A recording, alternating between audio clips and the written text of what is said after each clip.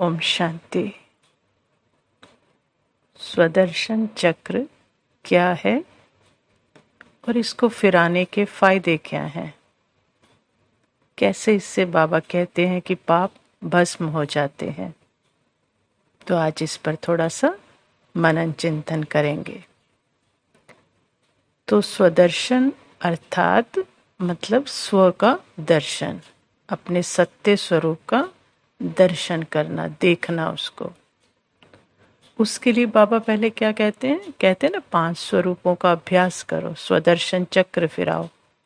तो पहली जो बाबा स्मृति देते हैं वो निराकार स्वरूप की स्मृति। तो जब क्योंकि इसी निराकार स्मृति में बैठकर ही आत्मा सारे चक्र को, अपने अलग अलग पार्ट को एकदम क्लियर बाबा के साथ देख सकती है। पहली स्मृति है ना निराकार। तो निराकार है तो किसके साथ है? निराकार निराकार बाबा के साथ ही देख सकती है ना। फिर कि कैसे मुझ आत्मा ने अलग अलग चोले पहनकर, ड्रेस पहनकर पाठ बजाया, जिसमें सतो प्रधान संस्कार का चोला भी था, तो रजो का भी और तमो प्रधान संस्कार का भी। मैंने वो चोला पहना था, लेकिन क्या समझ आती है? मैं वो नहीं हूं, अर्थात मैं चोला नहीं हूं।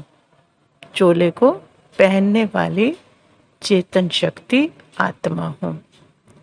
तो पहले तो अपनी सत्य पहचान मिलती है कि मैं कौन, अर्थात मैं माइंड बॉडी से अलग चेतन शक्ति आत्मा हूं, जिसने ये सारे पार्ट बजाए हैं। दूसरा, जब स्वदर्शन चक्र घुमाते हैं तो क्यों बाबा कहते हैं बार बार घुमाओ घुमाओ? क्योंकि इससे देह भान जो है वो लूज होने लगता है, खत्म होने लगता है। क्योंकि पता चलता है कि मैं तो हूं बेहद आत्मा, जिसने क्या किया था?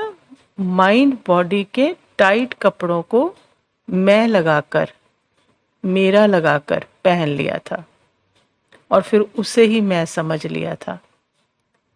अब जब समझ मिलती है तो इन सब के होते हुए भी, बॉडी माइंड के होते हुए भी, बॉडीलेस अशरीरी आत्मा प्योर स्थिति का अनुभव करती है।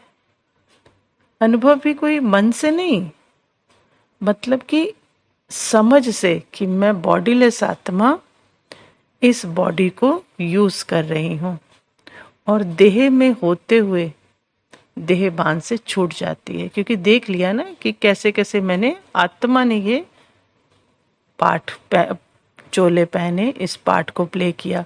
तो मतलब देह तो मैं नहीं हूं ना, न माइंड की सूक्ष्म देह न स्थूल देह, दोनों ही मैं नहीं हूं।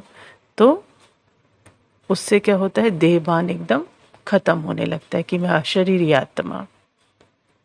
फिर स्वदर्शन चक्र घुमाने से क्या पता चलता है? कि पार्ट अलग है जो माइंड बॉडी के थ्रू बज रहा है और मैं अलग हूं, और मुझे तो कोई छू ही नहीं सकता। तो फिर पार्ट को कोई अच्छा कहे या बुरा कहे, कोई फर्क ही नहीं पड़ता, क्योंकि पार्ट से अलग मेरा सत्य तो क्या है? अलग है। निरंतर खुशी, निरंतर प्यार आत्मा का क्या है?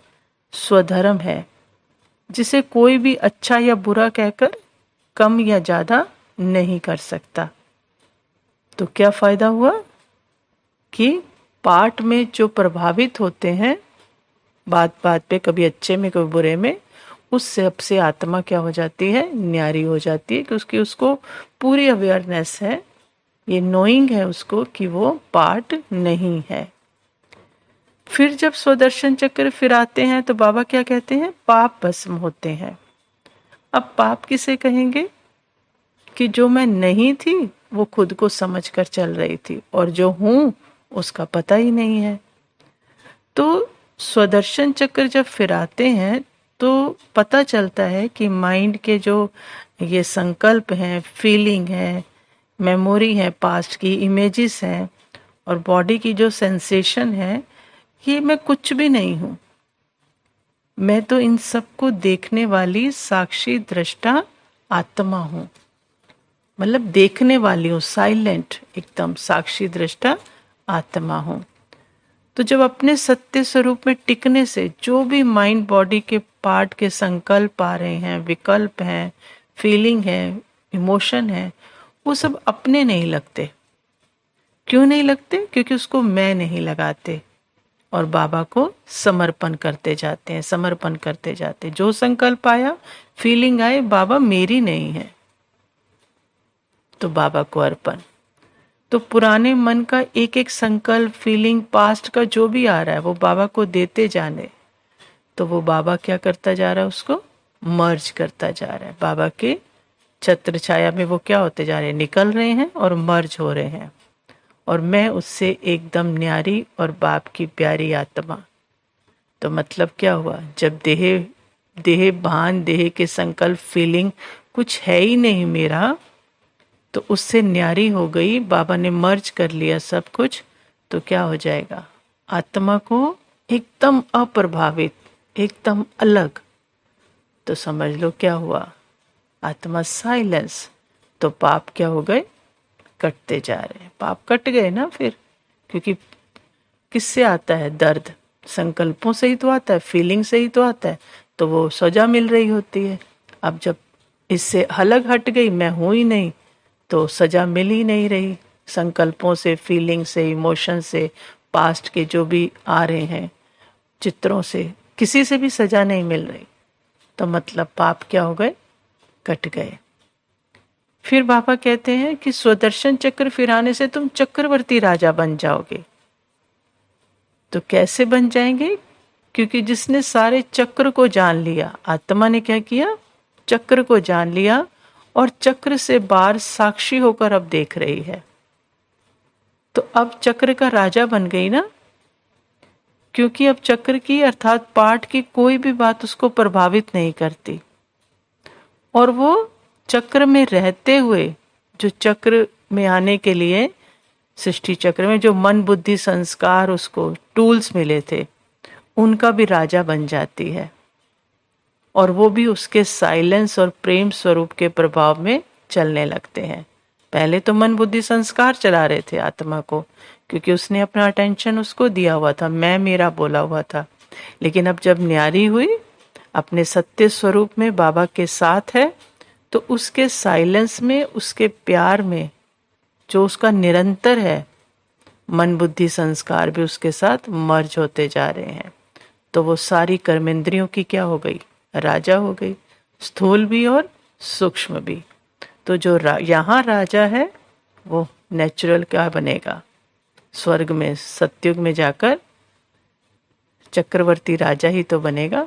तो बाबा कहते स्वदर्शन चक्र फिराओगे तो चक्रवर्ती राजा बन जाओगे। तो इसीलिए बाबा कहते चक्र को याद करो, मुझे याद करो और चक्र को याद करो। तो याद करेंगे बाबा को तो पवित्र बनेंगे, चक्र को याद करेंगे तो चक्रवर्ती राजा बनेंगे। तो ये बाबा के, इसलिए बाबा बार बार कहते हैं। और इसी का यादगार कृष्ण और विष्णु को भी दिखाया है, स्वदर्शन चक्र फिराते हुए। तो उसमें भी आप देखेंगे चक्र घूमता है, लेकिन जो घुमा रहा है ना, उसकी उंगली को टच नहीं करता। तो इसका मतलब क्या हुआ?